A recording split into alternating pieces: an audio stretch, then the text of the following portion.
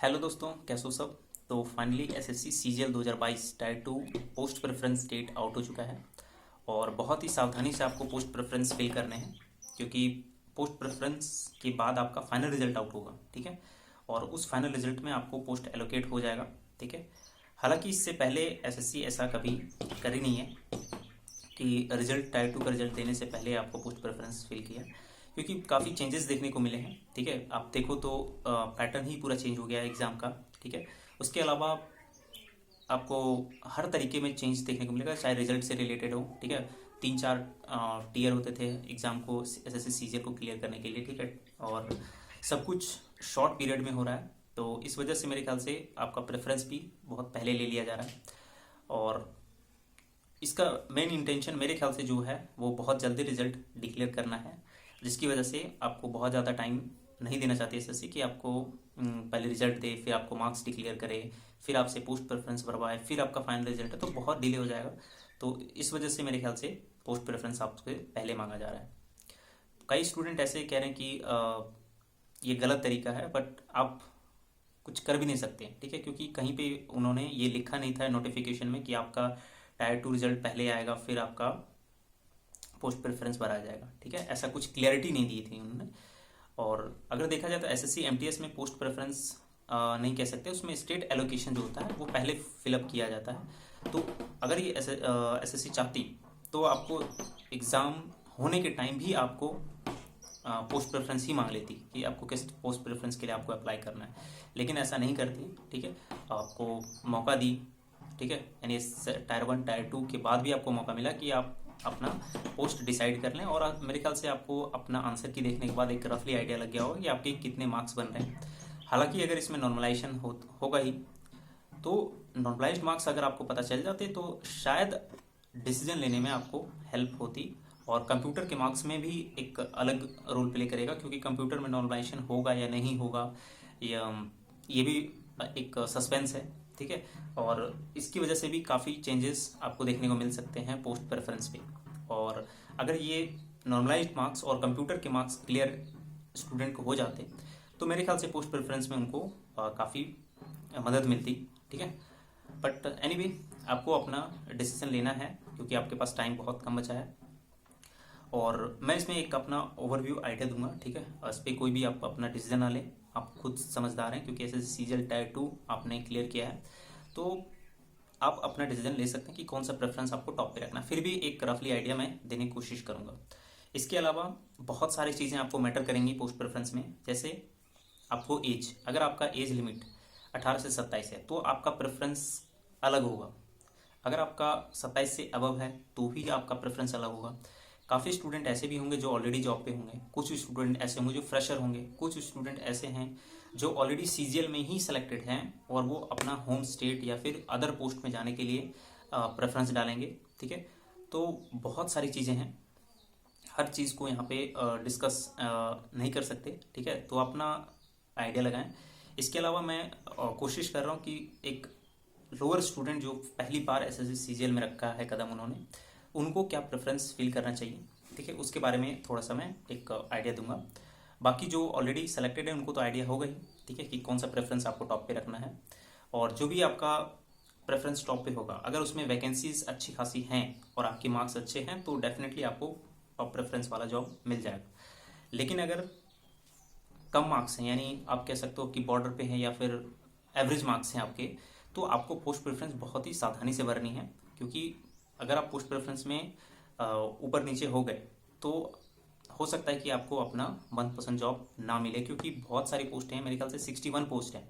और 61 पोस्ट में सबसे ज़्यादा जो वैकेंसीज हैं वो पोस्टल असिस्टेंट और सॉर्टिंग असिस्टेंट की है। तो इस पोस्ट को कहाँ पे आपको रखना है ये डिपेंड करता है कि आप किस तरह के स्टूडेंट हैं, यानी आपकी मेंटालिटी क्या है और क्या आप ऑलरेडी जॉब में हैं या नहीं हैं। तो बहुत सारी चीज़ें हैं। उसके अलावा कुछ स्टूडेंट ऐसे होते हैं जो सैलरी पे डिपेंडेंट होने, यानी सैलरी के पीछे भागते हैं। कुछ स्टूडेंट होते हैं जिनको अपना होम लोकेशन चाहिए। कुछ स्टूडेंट होते हैं वर्कलोड के ऊपर चलते हैं कि जिसमें ज़्यादा कम वर्कलोड हो वो करें, जिसमें ज़्यादा हो वो स्किप करें उन्हें। ठीक है। और कुछ होते हैं जो फील्ड वर्क चाहते हैं। ठीक है। और कुछ होते हैं जो फॉरेन घूमना चाहते हैं या फॉरेन जाना चाहते हैं। तो बहुत सारे पोस्टें हैं इसमें। और तो सब चीज़ आपको एक पोस्ट में नहीं मिल सकता, ठीक है। अगर आप चाहते हो कि सैलरी भी मिले, होम लोकेशन भी मिले और ट्रांसफ़र भी हो, प्रमोशन भी हो, सब कुछ हो उसमें, तो ऐसा नहीं है। आपको किसी भी पोस्ट में ऐसा सब सारी सुविधाएं नहीं मिलेगी, ठीक है। किसी न किसी पोस्ट में कुछ न कुछ खामियां होती हैं, बट हाँ ये है कि आप एक गवर्नमेंट एम्प्लॉय बनने जा रहे हो, ठीक है, और बहुत ही मतलब अच्छे पोस्ट पे जा रहे हो। ऐसा नहीं सीजन में कोई भी पोस्ट है बहुत अच्छा ही पोस्ट है, लेकिन ये मान के चलिए कि जब आप पोस्ट पे जाते हो, पोस्ट प्रेफरेंस आपसे मांगा जा रहा है, तो आपके पास एक अपॉर्चुनिटी है कि आप अपना पोस्ट चूज कर सकते हो, ठीक है। ये नहीं कि किसी को भी कहीं भी कोई भी रैंडमली दे दिया, तो मेरे ख्याल से ये तो पूरा ही गलत हो जाता है। बट आपको एक टाइम दिया गया कि इस टाइम पे आप अपना पोस्ट प्रेफरेंस बने, ठीक है, उसके अकॉर्डिंग आपको पोस्ट दिया जाएगा। हालांकि उसमें नोटिस में ये भी लिखा हुआ रहता है कि आपको कोई सा भी ऑल इंडिया में कोई सा भी कहीं भी आपको ट्रांसफ़र किया जा सकता है, ठीक है। तो सब कुछ अपना दिमाग में सोच लें कि कैसा प्रेफरेंस या क्या आपको चाहिए, ठीक है। प्रेफरेंस अपने अकॉर्डिंग आप पहले चूज़ करना है, उसके बाद अपना यहाँ पे आप अपना प्रेफरेंस लोड करना है। उसके अलावा एक चीज़ और मैं बता दूं कि एक रफ पेज पे आप अपना पोस्ट प्रेफरेंस पहले से ही फिलअप करके रखें कि ये हम ऐसा सा पोस्ट प्रेफरेंस फिल करेंगे, और अभी 1-2 दिन टाइम है, ठीक है। और उसके बाद ही आप अपना फिल करें। फिल करने के अलावा मैं बता दूं कि 1 मई तक आप अपना पोस्ट प्रेफरेंस चेंज भी कर सकते हो, ठीक है। चेंज कर सकते हो का मतलब है कि अगर आपने पोस्ट प्रेफरेंस फिल कर दिया, सबमिट कर दिया, उसके अलावा आप री लॉग इन करके आप अपना पोस्ट में किसी पोस्ट को टॉप पे या बॉटम पे कर सकते हो, ठीक है। जो फ्रेशर होंगे, जो नए पहली बार सीजीएल क्रैक किए होंगे, उनको मैं बता दूं कि सारे पोस्ट प्रेफरेंस आप जरूर फिल करना, चाहे वो ऑर्डर कोई सा भी हो, लेकिन पोस्ट प्रेफरेंस सारे फिल करना, क्योंकि सीजीएल में कोई सा भी पोस्ट अगर आपको मिल रही है तो अच्छी पोस्ट है, सारी अच्छी पोस्ट है, ठीक है। और जो ऑलरेडी जॉब में है उनको तो पता ही है कि कौन सा पोस्ट हमें फिल करना है, कौन सा छोड़ना है, ठीक है, वो आप छोड़ सकते हो, ठीक है, क्योंकि उनको तो ट्रांसफ़र लेना है। तो ये था। अब मैं आपको थोड़ा सा एक ओवरव्यू दे दूंगा कि किस पोस्ट पे को आपको टॉप पे रखना है। इसके अलावा अगर आपको थोड़ा सा आइडिया चाहिए कि आपका क्या रैंक चल रहा है, तो आप रैंक आईक्यू पे अपना डेटा चेक कर सकते हो। और अगर आपने चेक नहीं किया है तो आप रेफरेंस ले सकते हो, वहाँ पे रेफरेंस भी है, यानी किस मार्क्स पे कितना रैंक बन रहा है वो भी आप देख सकते हो। तो उससे एक थोड़ा सा आइडिया लग सकता है, क्योंकि मेरे ख्याल से 3,20,000 स्टूडेंट टायर 2 में अपेयर हुए, और रैंक आईक्यू पे के पास जो डेटा है वो 1,21,000 के आसपास है। तो एक रफली आइडिया हो जाता है कि मेरा रैंक क्या चल रहा है, क्योंकि जो जिनके अच्छे मार्क्स होते हैं मोस्टली वही चेक करते हैं उस पर। तो बहुत ज़्यादा वहाँ पे वेरिएशन देखने को नहीं मिलेगा, ठीक है। अगर आपका रैंक 30,000 के अंदर है तो चांसेस है कि आपको तो कंफर्म है देखना, एक पोस्ट आपको डेफिनेटली मिल जाएगी, चाहे किसी भी कैटेगरी से हो, ठीक है। बाकी कैटेगरी वाइज भी आपको वेरीज करेगा। इसके अलावा आप वैकेंसीज पे भी एक नज़र जरूर डाल लें, ठीक है। किस पोस्ट के लिए जो आपने प्रेफरेंस टॉप पे रखा है उसमें कैसा वैकेंसीज है उस पर भी मैटर करेगा। तो बहुत सारी चीज़ें हैं, ठीक है, तो बहुत सावधानी से फिल करें, ठीक है। अब मैं जो आपको बताऊंगा वो 2 फैक्टर्स पे मेनली मैं फोकस हूँ। एक तो आपको ग्रेड पे, दूसरा होम स्टेट, ठीक है। तो ये 2 फैक्टर्स मैंने रखा है, तो इन दोनों फैक्टर्स पे ही मैं आपको डिसीजन दूंगा। इसके अलावा बहुत सारे फैक्टर्स हैं, वो आप अपना देख लेना। और जिस पोस्ट के बारे में आपको आइडिया नहीं है वो कोशिश करिए कि आप यूट्यूब में सर्च करें, ठीक है, और डेफिनेटली आपको कहीं ना कहीं थोड़ा सा आइडिया मिल ही जाएगा, ठीक है। तो ये था। अब आइए चलते हैं किस पोस्ट पे आपको प्रेफरेंस आपको टॉप पे रखनी है, किससे बॉटम पे रखनी है, वो डिस्कस कर लेते हैं, ठीक है। और वीडियो को जरूर सब्सक्राइब कर लें, चैनल को सब्सक्राइब कर लें, और वीडियो को पहले आपको शेयर जरूर करना करें। क्या है कि थैंक यू। एसएससी सीजीएल 2022 का टेंटेटिव वैकेंसीज़ जो आपके ऑफिशियल साइट पे है वहाँ से आपको डाउनलोड कर लेना है, ठीक है। और ये कुछ ऐसा दिखेगा आपको, ठीक है। अब मैं इसमें आपको डिटेल में थोड़ा सा एक ओवरव्यू देना चाहता हूँ, ठीक है। अब देखिए इसमें लिखा हुआ सीधा tentative vacancies for CGL examination 2022 as on 3 फरवरी 2023, ठीक है। यानी 3 फरवरी 2023 को आपको ये अपडेट हुई है। और यहाँ पे सारा कुछ दे रखा है कि डिपार्टमेंट कौन सा है और पोस्ट कौन सा है, ठीक है। इसके अलावा एज ग्रुप भी दे रखा है, पे लेवल भी दे रखा है, ठीक है। और मेरे ख्याल से पे लेवल के अकॉर्डिंग ये सारे पोस्ट हैं वो सेट किए गए हैं। और टोटल यहाँ पे 37,409 पोस्ट है, राइट। अब हम थोड़ा सा एक एक आइडिया ले लें। हर पोस्ट के बारे में बताना बहुत ही मतलब मुश्किल है, ठीक है। और किसी भी पोस्ट के बारे में आपको कोई भी नेगेटिव बातें नहीं बता सकता, ये आप ध्यान में रखें। ठीक है। तो कैसा फील्ड है, क्या वर्क है, वर्कलोड कैसा है, ये थोड़ा सा आइडिया आपको लग सकता है, लेकिन कोई ये नहीं बता सकता कि क्या इसमें खामियां हैं। ठीक है, वो आपको खुद समझना होगा। ठीक है, और कोशिश करिए कि हर पोस्ट के बारे में आपको यूट्यूब में मिल जाएगा। यानी अगर टॉप 10 प्रेफरेंस आपने जो दिया है वो बहुत मैटर करता है, और जिनके एवरेज या बिलो मार्क्स हैं उनको तो एटलीस्ट कम से कम 30 पोस्ट तक आपको ध्यान से भरना है। उसके अलावा उसके बाद फिर आप चेंजेस कर सकते हो। ठीक है, जो मैंने रखा है वो मैं आपको बता देता हूँ कि टॉप पे क्या क्या रखा है। और कोई भी स्टूडेंट है, ये 2 पोस्ट तो आपको सबसे टॉप पे रखना ही रखना है। वो है AA। डबल एओ मतलब असिस्टेंट ऑडिट ऑफिसर और असिस्टेंट अकाउंट ऑफिसर। ये 2 पोस्ट हर स्टूडेंट टॉप प्रेफरेंस पे रखते हैं, चाहे वो उसके लोअर मार्क्स हो या हायर मार्क्स हो। ठीक है, टॉपर हो वो भी रखते हैं। इसके अलावा आप देखोगे यहाँ पे जितने भी ASO है, ठीक है, यानी असिस्टेंट सेक्शन ऑफिसर, ये काफ़ी अच्छे पोस्ट होते हैं। ठीक है, बाकी जो डिपार्टमेंट है वो डिपार्टमेंट में थोड़ा सा वेरीज करता है।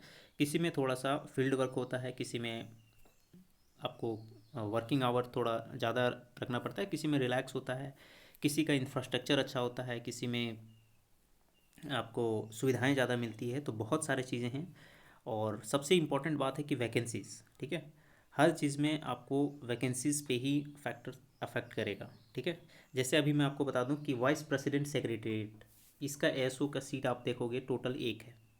अब इसमें जो भी फिल करेगा टॉप में, और जिनके अच्छे मार्क्स हैं उनको ये पोस्ट मिल सकता है।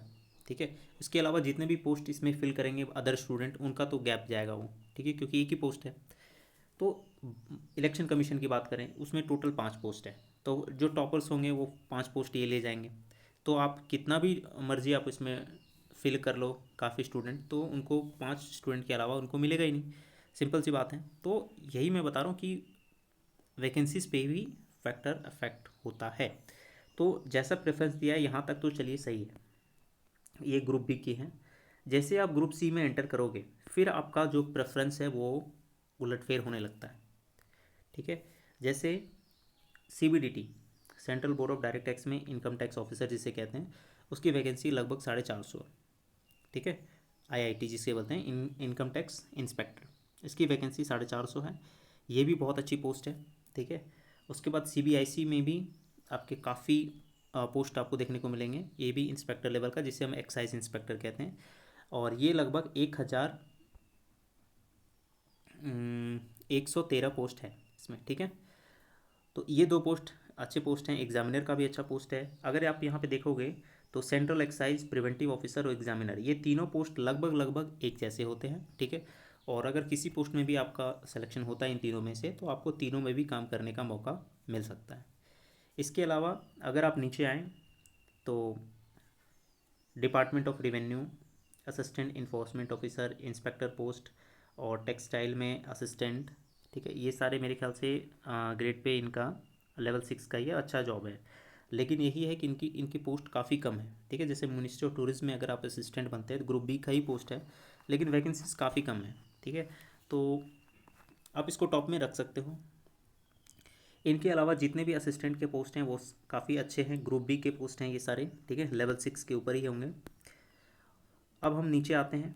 अब यहाँ पे अगर आपके एवरेज मार्क्स हैं, तो यहाँ पे जो पोस्ट हैं यानी 26 से लेके आपको यहाँ तक ले सकते हो 50 तक, 51, 50 तक नहीं, 60, 56 तक, यानी UDC के जितने भी पोस्ट हैं। ठीक है, ये सारे मैटर करेंगे आपको। ठीक है, इसमें बीच में एक आपका ये देखिए सबसे ज़्यादा जो मेजर प्ले करेगा, रोल प्ले करेगा, वो है पोस्टल असिस्टेंट, सॉर्टिंग असिस्टेंट, जिसकी वैकेंसी 50% से भी ज़्यादा वैकेंसी CGL में है। ठीक है, अगर इसको डबल कर दिया जाए 19,676 को, तो लगभग 38,000 या 39,000 के अप्रॉक्स जाती है, और जो वैकेंसी आपकी 37,000 है। यानी आप समझ सकते हो 55% जो वैकेंसी है वो सिर्फ पोस्टल असिस्टेंट, सॉर्टिंग असिस्टेंट की है। तो इसको प्रेफरेंस वही लोग दें जो होम स्टेट वगैरह चाहते हैं, या फिर जिनके कम मार्क्स हैं वही इनको टॉप पे रखें। ठीक है, अदरवाइज़ बहुत सारी पोस्ट हैं और सारी पोस्ट मेरे ख्याल से बेटर हैं, ठीक है। और पोस्टल डिपार्टमेंट को मैं नीचे इसलिए रखने की सलाह देता हूँ क्योंकि ये तो पोस्ट ऐसी पोस्ट है जिसमें आपको सिलेक्शन, अगर आपके अच्छे मार्क्स हैं तो डेफिनेटली आपका होगा ही होगा। तो इसको सबसे लास्ट में रखें क्योंकि वैकेंसीज बहुत ज़्यादा है, ठीक है। और बाकी जो अदर पोस्ट हैं उनमें वैकेंसीज कम हैं और पे लेवल आप देखोगे तो यहाँ नीचे जो जितने भी पे लेवल है वो लगभग लेवल 4 का है और एसएससी सीजीएल में जो मिनिमम पे लेवल है वो लेवल 4 का ही है, राइट। तो यहाँ से आप देखोगे जितने भी पोस्ट हैं नीचे से ऊपर जाओगे तो सारे पे लेवल 4 के ही आपको देखने को मिलेंगे, ठीक है। और इस हिसाब से आप अपना डिसीजन लें। उसके अलावा अपना एज लिमिट भी देख लें। अगर आपका एज 27 अबव है तो काफ़ी पोस्ट आपके लिए मतलब पोस्ट के लिए एलिजिबल रहोगे ही नहीं आप, क्योंकि 27 से अबव है तो देखोगे आप लगभग आप समझ लो कि 70% जो पोस्ट है वो 18 से 27 के लिए ही है। बाकी जो पोस्ट हैं वो 60 to 70% ले सकते हो। बाकी जो पोस्ट हैं वो 27 से अबव के लिए है, ठीक है। तो इस पे भी मैटर करेगा। इसके अलावा सीपीटी कट ऑफ है, कुछ पोस्ट हैं जिनमें सीपीटी कट ऑफ चाहिए और जिसकी वजह से हो सकता है कि कट ऑफ में काफ़ी गिरावट देखने को मिले। तो अपना सीपीटी पोस्ट भी अपना ध्यान में रखें। उसके अलावा फॉर्म फिलअप करें। मैंने जो फॉर्म फिलअप करा है वो मैं आपको बता देता हूँ कि मैंने कैसे फॉर्म फिलअप करा है। तो सबसे पहले जो मैंने रखा है वो AAO इन सब को रखा है। उसके बाद मैंने रखा है ASO। ASO में मैंने एक या दो ASO को रखा है और वो एग्जैक्टली मुझे याद नहीं है। एक तो आपका सेंट्रल सेक्रेटेरिएट का है और एक मेरे ख्याल से मेरे दिमाग में भी है नहीं। तो ये दो पोस्ट मैंने ASO का रखा है। इसके अलावा मैं नीचे आ गया, नीचे उसके बाद मैंने ऑडिटर और अकाउंटेंट, जूनियर अकाउंटेंट, ये दोनों पोस्ट को मैंने रखा है। और उसमें कैग डिपार्टमेंट का आता है, जैसे मैं दिखा देता हूँ। मैं आप यहाँ पे देखिए ऑडिटर जो है इसमें लगभग 2295 पोस्ट है और ये है कैग के अंतर। तो जो भी ग्रुप सी में आता है तो इसको मैंने बीच में रखा है, यानी टॉप में ही रखा है, टॉप 10 में। उसके अलावा मैंने ऑडिटर CGDA भी रखा है, जूनियर अकाउंटेंट रखा है। जूनियर अकाउंटेंट में डिपार्टमेंट ऑफ पोस्ट भी रखा है और मिनिस्ट्री ऑफ कम्युनिकेशन में भी जूनियर अकाउंटेंट रखा है। एग्रीकल्चर या फार्मर में भी जूनियर अकाउंटेंट रखा है। तो जूनियर अकाउंटेंट के जिन तीनों पोस्ट हैं इन तीनों को मैंने टॉप 10 में रखा है और कैग को भी हमने, ऑडिटर को भी टॉप 10 में रखा है। इसके अलावा आप देखोगे तो टैक्स असिस्टेंट होंगे। यहाँ पे ये रहा CBDT के टैक्स असिस्टेंट को मैंने टॉप पे रखा है, ठीक है। उसके बाद फिर लगभग यहाँ तक 10 मेरा हो चुका है। उसके बाद फिर मैंने प्रेफरेंस अपने, आप कह सकते हो कि ग्रेड पे के अकॉर्डिंग फिर मैंने फिल किया है, ठीक है। और पोस्टल असिस्टेंट को मैंने बीच में ही रखा है क्योंकि मुझे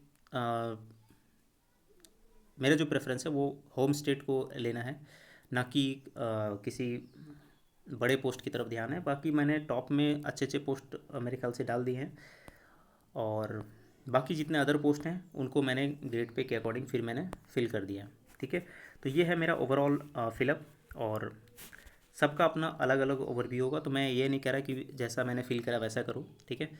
थोड़ा आइडिया आप खुद से भी लगा सकते हो, ठीक है। और जिन स्टेट में वैकेंसीज आती हैं, यानी स्टेट गवर्नमेंट की वैकेंसीज आती हैं, तो आप कोशिश करिए कि आपको कहीं भी मिले, ठीक है। अदर पोस्ट अदर स्टेट में भी मिले तो आप ले सकते हो वहाँ पे, क्योंकि आपको चांसेस है कि आपको अपने स्टेट में फिर दूसरे जॉब में भी आ सकते हो, यानी आपके आने के चांस है। जैसे कि मैं अभी जिस स्टेट से बिलोंग करता हूँ वहाँ पे वैकेंसीज़ ना के बराबर निकलती हैं। जैसे झारखंड से हूँ मैं, तो वहाँ वैकेंसीज़ बहुत ही ना के बराबर, यानी 5 साल या 7 साल में एक बार वैकेंसीज़ निकलती हैं। तो मुझे होम स्टेट प्रेफर करना है, क्योंकि होम स्टेट मुझे चाहिए क्योंकि मेरे स्टेट में वैकेंसीज नाम मात्र का ही निकलता है या ना के बराबर ही निकलता है। तो चांसेस ये तो नहीं है कि मैं कभी होम स्टेट आ पाऊँगा। तो इसलिए अगर सीजीएल के थ्रू अगर हमारा सिलेक्शन होता है तो मैं होम स्टेट चाहूँगा, ठीक है, और ना कि हायर ग्रेड पे चाहिए। तो ये मेरा ओपिनियन है, बाकी सबका अलग अलग होगा, तो आप अपने अकॉर्डिंग फील करें, राइट। तो आई होप ये वीडियो इन्फॉर्मेटिव लगा हो, ठीक है। और चैनल को ज़रूर सब्सक्राइब करें। Thank you.